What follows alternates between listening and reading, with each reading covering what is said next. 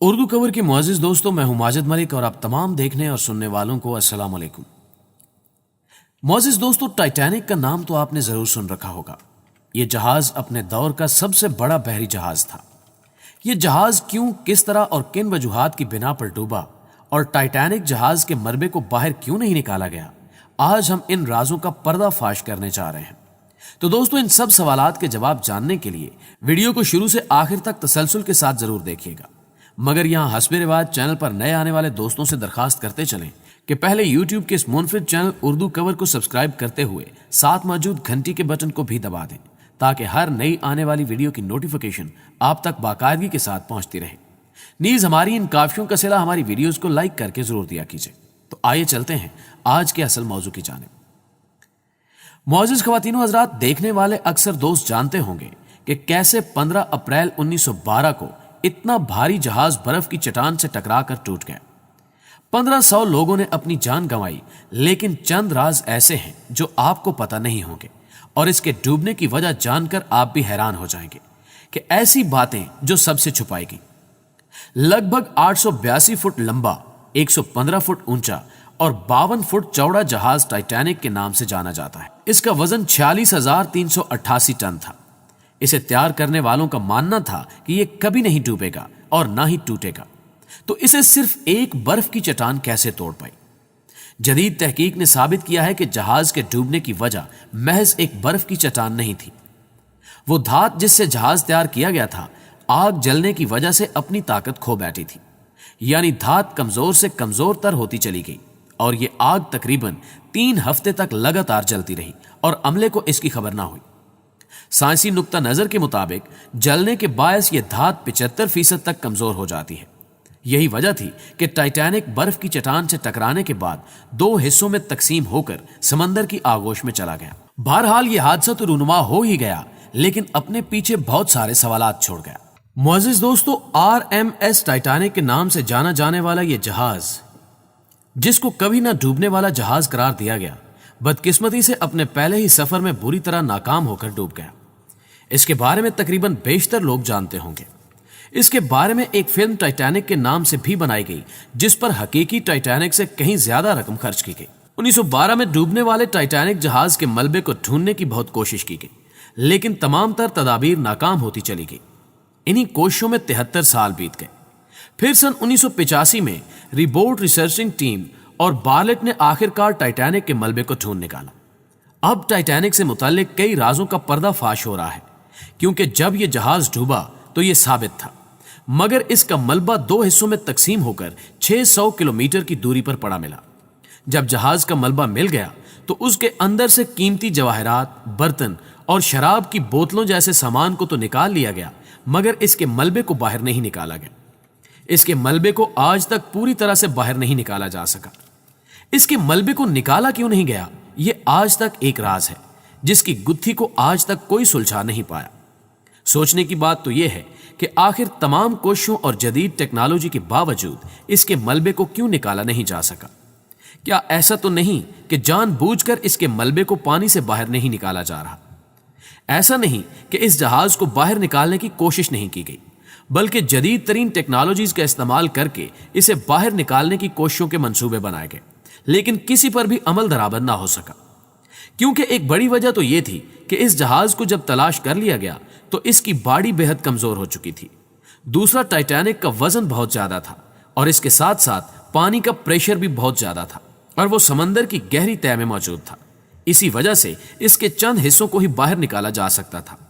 इसके लिए ना तो बहुत ज्यादा वजन सहने वाली कोई मशीन या इतना बड़ा मैग्नेट था जो इस देवहीकल टाइटैनिक जहाज के वजन को खींच सकता, और ना ही किसी किस्म की तदबीर पर अमल दरामद हो सकता था। मुअज़्ज़िज़ दोस्तों, चंद साल माहिरीन ने पिंग पोंग बॉल्स के जरिए इसको बाहर निकालने की तजवीज पर अमल दरामद करना चाहा, मगर यह तरीका बेसूद निकला। जी हां, आपने बिल्कुल दुरुस्त सुना। पिंग पोंग बॉल्स के जरिए देवहीकल टाइटैनिक जहाज को बाहर निकालने का प्लान बना कि पिंग पोंग बॉल से टाइटैनिक जहाज को भर दिया जाए तो जहाज को धकेलने में आसानी हो जाएगी। लेकिन यह आइडिया भी कामयाब नहीं हो सका, क्योंकि ये पिंग पोंग बॉल समंदर की आगोश में डूबे टाइटैनिक तक पहुंचने से पहले ही पानी के प्रेशर की वजह से फट सकती थी। लिहाजा ये तरीकाकार भी बेसूद रहा। پھر اس کے بعد اس دیوہیکل ٹائٹینک جہاز کو سمندر کی اتھاہ گہرائیوں سے نکالنے کے لیے ہیلیم کے ایک بہت بڑے غبارے کو استعمال کرنے کی ٹیکنیک زیر غور آئی کہ ہیلیم کے غباروں کو ٹائٹینک جہاز کے مختلف اطراف سے باندھ دیا جائے تو وہ اس کو اپنے آپ اوپر کھینچ لائیں گی، لیکن انہوں نے یہ سوچا ہی نہیں کہ ان بلونز کو پانی کے اندر پمپ کیسے کیا جائے گا، یعنی پانی کے اندر کس طرح غباروں میں گیس بھری جا سکے گی۔ لہٰذا یہ پلان بھی فیل ہو گیا۔ بات گھوم پھر کر پھر وہیں آ گئی کہ سوال تو بہت سے ہیں پر جواب کسی کے پاس نہیں۔ ہر کوئی اپنا آئیڈیا دینے لگا، لیکن مکمل طور پر کسی بھی پلان پر عمل درآمد نہ ہو سکا، کیونکہ ہر پلان میں کوئی نہ کوئی ایشو آ جاتا تھا۔ پھر ایک آئیڈیا یہ دیا گیا کہ برف کی کثافت پانی سے کم ہوتی ہے، یہی وجہ ہے کہ برف پانی کی سطح سے اوپر تیرتی رہتی ہے۔ آرتھر میکی نامی شخص نے ٹائٹینک جہاز کو برف میں تبدیل کرنے کا آئیڈیا دیا اور کہا کہ اگر ملبے کے چاروں طرف برف جما دی جائے تو جہاز برف جمنے کی وجہ سے ہلکا ہو جائے گا اور پانی کی سطح پر تیرنے لگے گا۔ اس کے بعد اسے کنارے تک لے جانے میں آسانی ہو جائے گی۔ اسی سے ملتا جلتا ایک آئیڈیا امریکہ کے انجینئر جان پیرس نے بھی دیا۔ اس کے لیے انہوں نے لیکوڈ نائٹروجن گیس کو استعمال کرنے کا خیال پیش کیا۔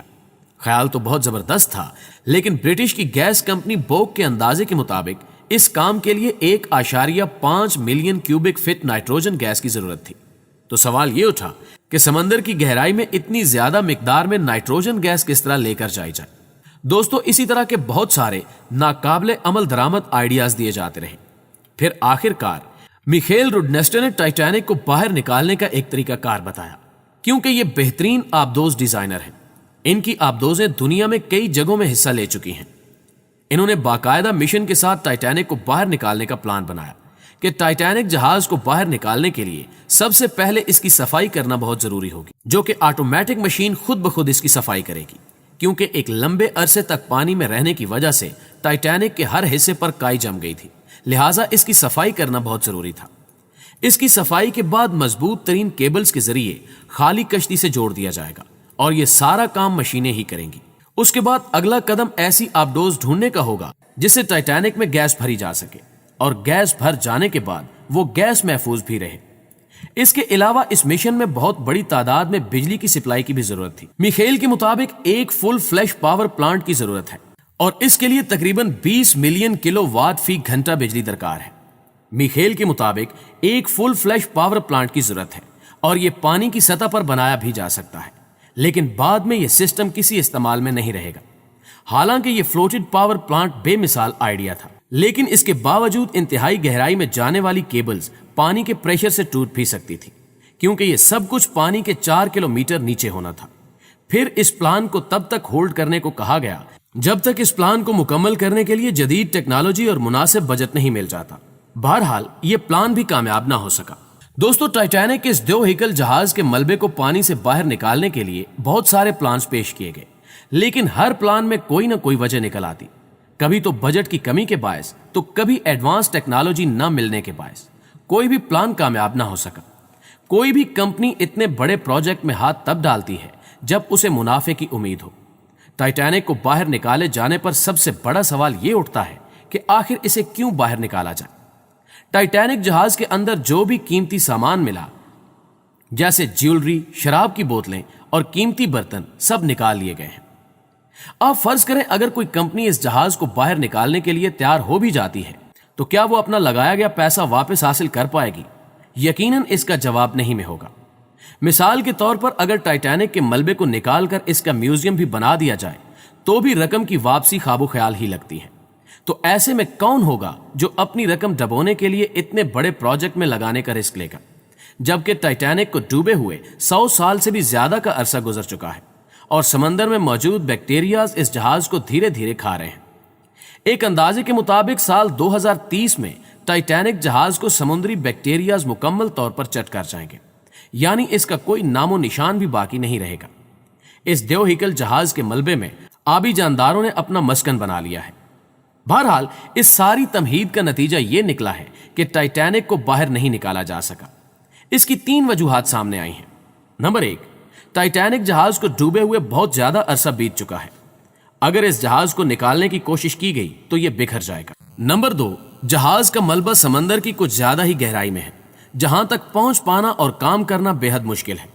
نمبر 3، اسے باہر نکال کر کوئی فائدہ حاصل ہونے والا نہیں ہے۔